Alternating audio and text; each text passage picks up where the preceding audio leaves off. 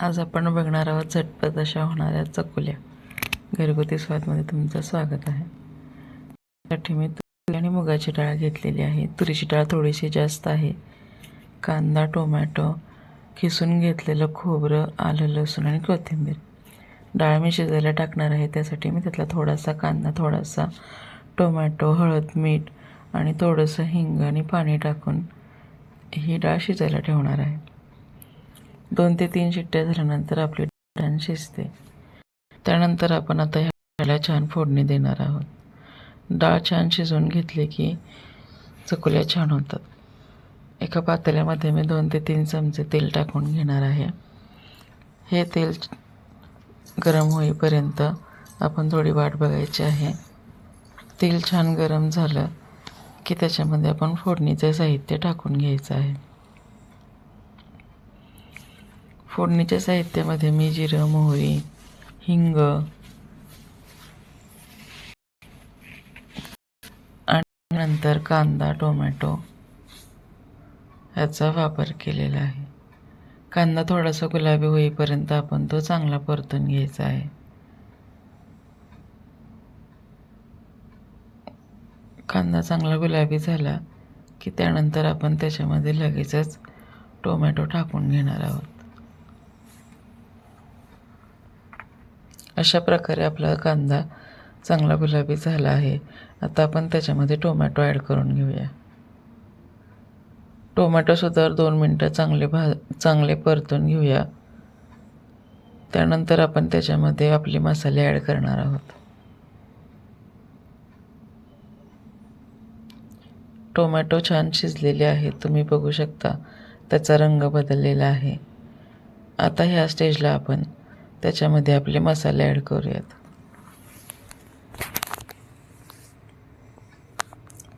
चवीनुसार मीठ,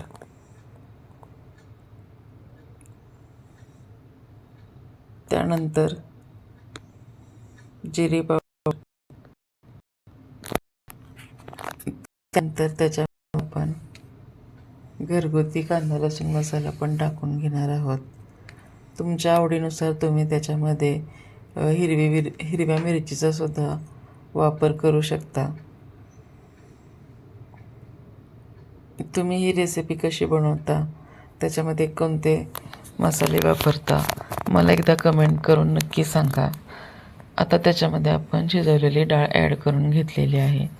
हे मिश्रण आपण छान एकत्र करून घेणार आहोत आणि त्यानंतर मी त्याच्यामध्ये गरम पाण्याचा वापर करणार आहे. दुसऱ्या बाजूला मी पाणी गरम करायला ठेवलं आहे. गरम पाणी वापरल्यामुळे भाजीची चव बदलत नाही, त्याच्यामुळे तुम्ही कोणत्याही भाजीत गरम पाण्याचाच वापर करावा.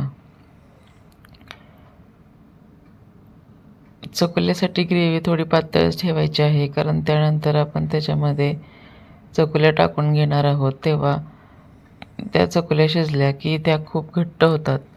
त्याच्यामुळे आपण पाण्याचे प्रमाण जास्त ठेवायचे आहे. या स्टेजला मी त्याच्यामध्ये खिसलेला लसूण आणि आलं टाकून घेतलेलं आहे. त्यानंतर आपण ह्याच्यामध्ये थोडासा सांबार मसाला पण टाकून घेणार आहोत. तसेच पाण्याला थोडी उकळी की आपण त्याच्यामध्ये जी चिंच भिजवून ठेवलेलं पाणी होतं ते सुद्धा ॲड करून घेणार आहोत. त्याच्यामुळे चकुल्यांना छान चव येते. तुम्ही अशा प्रकारे चकुल्या एकदा नक्की करून बघा आणि मला सांगा. आपण लगेचच पुढच्या कृतीकडे वळूया. गव्हाचं पीठ मी मीठ टाकून छान मळून घेतलं आहे आणि त्याची आता आपण चपाती लाटून घेणार आहोत. अशा प्रकारे आपण चपाती लाटून ती लगेचच कट करून घेणार आहोत. तुम्हाला हव्या त्या शेपमध्ये तुम्ही ते कट करून घेऊ शकता. हव्याच्या शेपमध्ये तुम्ही कट करून ते टाकू शकता. फक्त ती चपाती पातळ असावी, जास्त जाड नसावी, कारण पातळ चपाती लवकर शिजते आणि आपली रेसिपी झटपट तयार होते.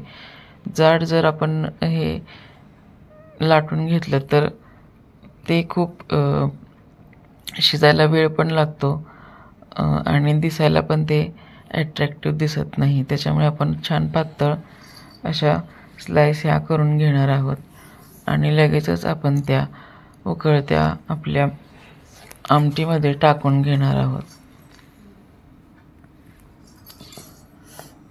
अशा प्रकारे मी 5 ते 6 पोळ्या ह्याच्यामध्ये टाकून घेतलेल्या आहेत.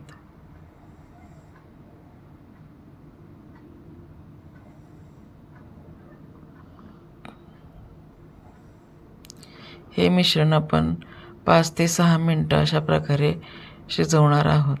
त्यानंतर आपण त्याच्यावरती एक तडका देणार आहोत. त्यानंतर आपल्या चकुल्या तयार होणार आहेत.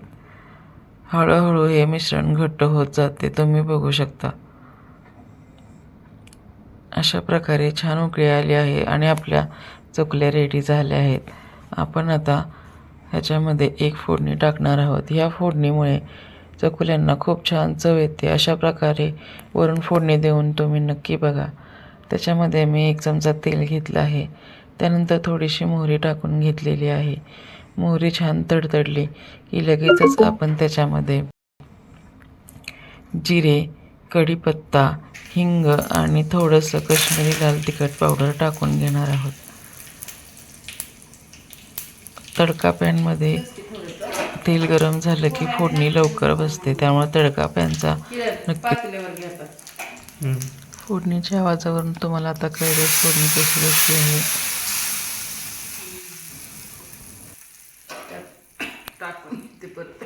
जी चकुल्यांची टेस्ट आहे ती डबल होते आणि खरंच खूप छान चकुल्या लागतात.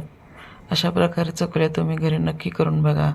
त्यानंतर मी त्याच्यावर किसलेलं खोबरं आणि कोथिंबीर टाकून घेणार आहे आणि लगेचच आपण ही रेसिपी सर्व करून घेणार आहोत. तुम्हाला ही रेसिपी कशी वाटली मला नक्की लाईक, शेअर आणि कमेंट करून सांगा.